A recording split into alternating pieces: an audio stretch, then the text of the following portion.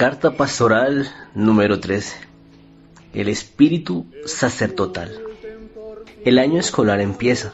Es también el comienzo de una nueva campaña apostólica.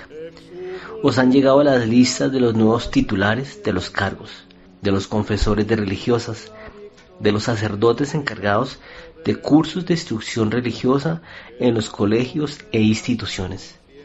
Cada párroco, superior, director en su momento, tiene que repartir las funciones del año entre sus auxiliares. No puedo dejar de pensar en esas palabras de la Escritura que se encuentran en ese día de la fiesta de los santos Simón y Judas, apóstoles. Ahora bien, el adorno del cielo son las virtudes de los que predican. A uno se da por el Espíritu el don de hablar con sabiduría, a otro el don de hablar con ciencia, según el mismo Espíritu. Pero un solo y mismo Espíritu opera todas estas cosas. San Gregorio Papa, homilía 30 sobre el Evangelio.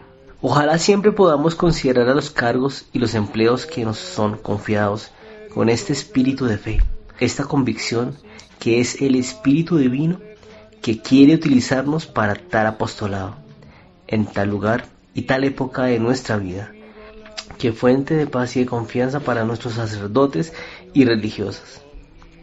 Las líneas que van a seguir tienen por fin, queridos amigos, hacerles vivir mejor vuestro ideal sacerdotal. Servirán igualmente a vuestros queridos hermanos, guardada toda proporción. No veáis en ese recuerdo de los principios y de sus consecuencias más que un ardiente deseo de veros vivir a todos como sacerdotes santos, celosos, devorados por el amor de Dios y de las almas, a imagen de nuestro Señor y bajo su espíritu vivificante. Sois sacerdotes, en primer lugar, de un sacerdocio de oración, de alabanza, de adoración. Sois sacerdotes, en segundo lugar, de un sacerdocio santificador de sus almas y de las de su prójimo, y particularmente de aquellos hacia quienes habéis sido enviados. Sois, en consecuencia, sacerdotes de un sacerdocio de inmolación, de sacrificio de vosotros mismos. Los tres aspectos del sacerdocio están indisolublemente ligados. No se puede querer uno sin el otro. No se puede alabar a Dios y no preocuparse por su prójimo. No se puede ser todo amor de Dios y de las almas y buscarse a sí mismo. No insistiré sobre el primer aspecto. Ya en una circular escrita en una época semejante os había expuesto extensamente la necesidad de ser almas de oración para ser verdaderos apóstoles. Os decía en particular que es por un mismo impulso de celo que el sacerdote se dirige a su iglesia, a su altar para rezar y abismarse en la adoración, y que se dirige hacia las almas que reclaman los cuidados de su sacerdocio. Siempre es verdadero, pero tenemos necesidad de recordarlo en los periodos difíciles y de persecución en la iglesia. Ninguna prueba, ninguna cárcel puede impedirnos hacer subir desde nuestras almas el incienso de nuestra oración. Ahí está lo esencial del alma sacerdotal. Pater clarificavit super terram. San Juan, capítulo 17, versículo 4. Hemos sido consagrados especialmente a este efecto. Si tenemos ese sentido de la oración y si estamos convencidos de que nuestro primer apostolado es rezar, quizás seremos más fieles a nuestro despertar matutino para hacer oración, para decir nuestro breviario en la calma de las primeras horas del día, y seremos más generosos en nuestra disciplina de vida, sabiendo terminar nuestro apostolado exterior, como muy tarde, a las 22 horas, a fin de tomar un descanso necesario y no arruinar el apostolado de la oración.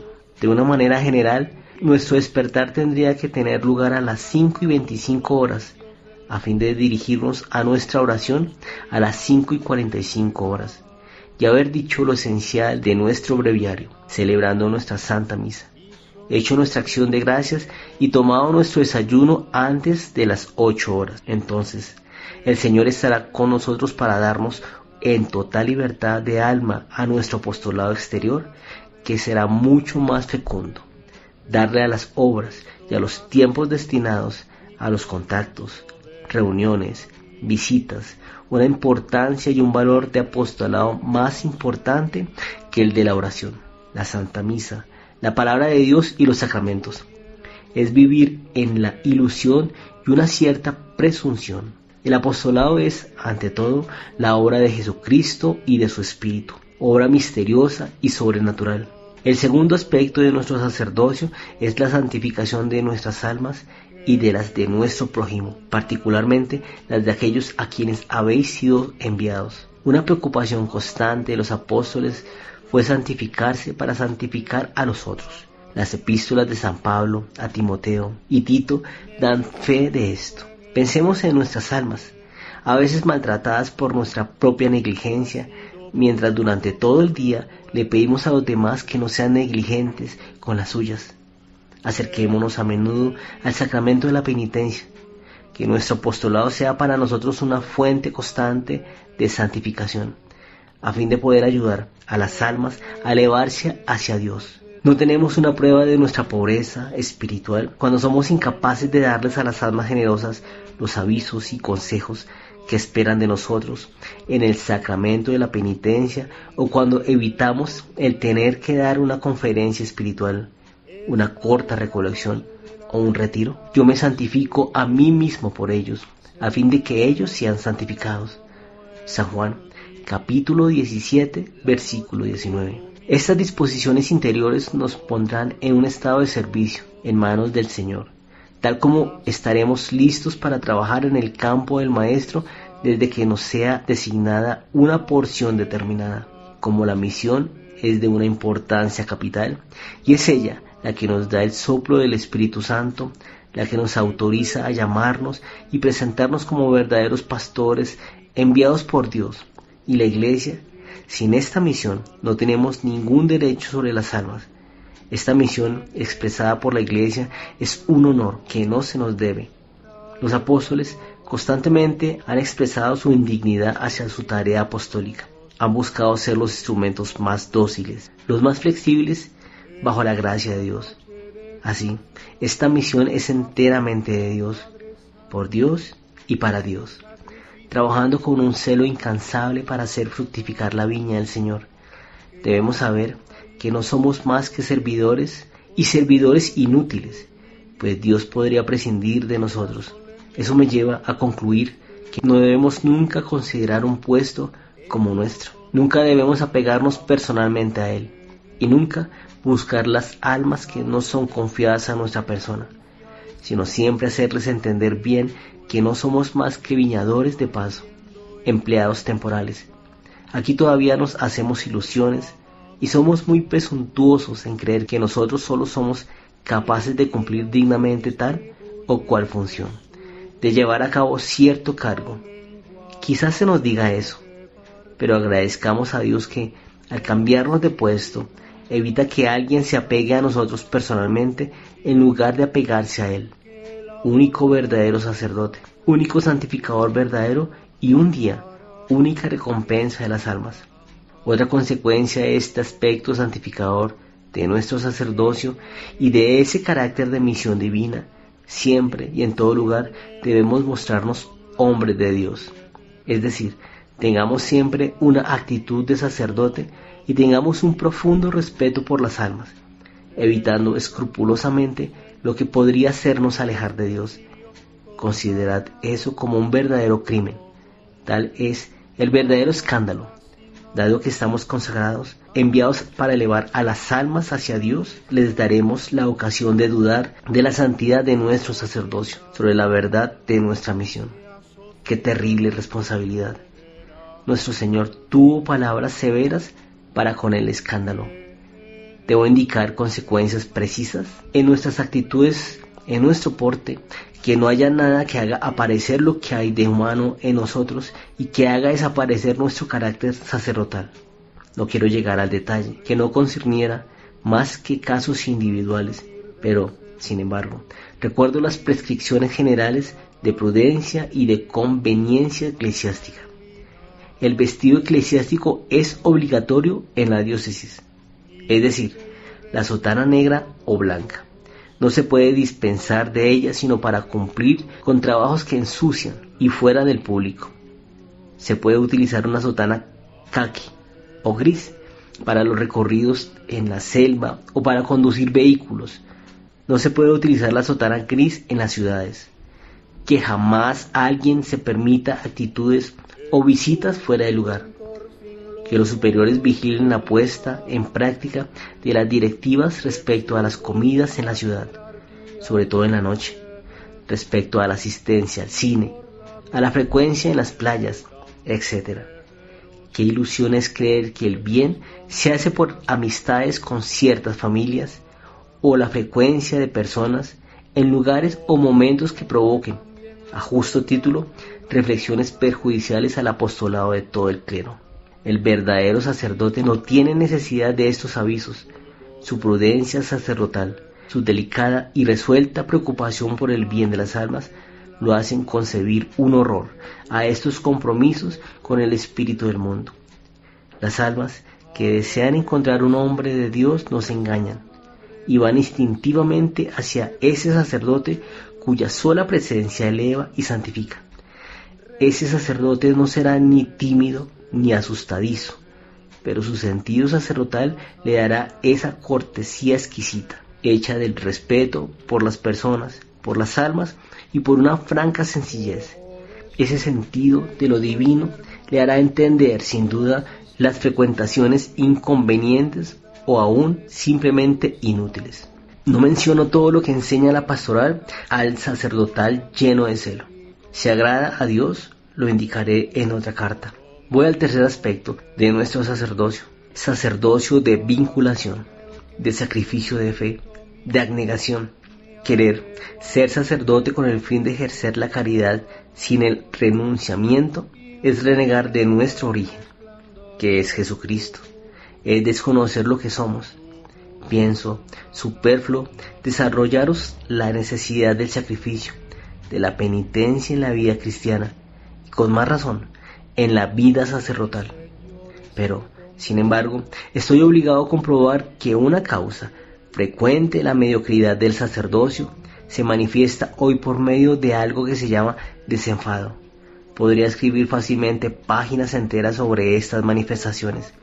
Se las encuentra en las relaciones con la autoridad, en las relaciones con los sacerdotes, en sus relaciones con los fieles. Se puede pensar que, desgraciadamente, existen también en el dominio de la conciencia. Se carece de espíritu de fe en la obediencia, esa virtud que es la trama de la vida de nuestro Señor, que es el signo del Espíritu de Dios en un alma. No se ve más a Dios en los actos de la autoridad.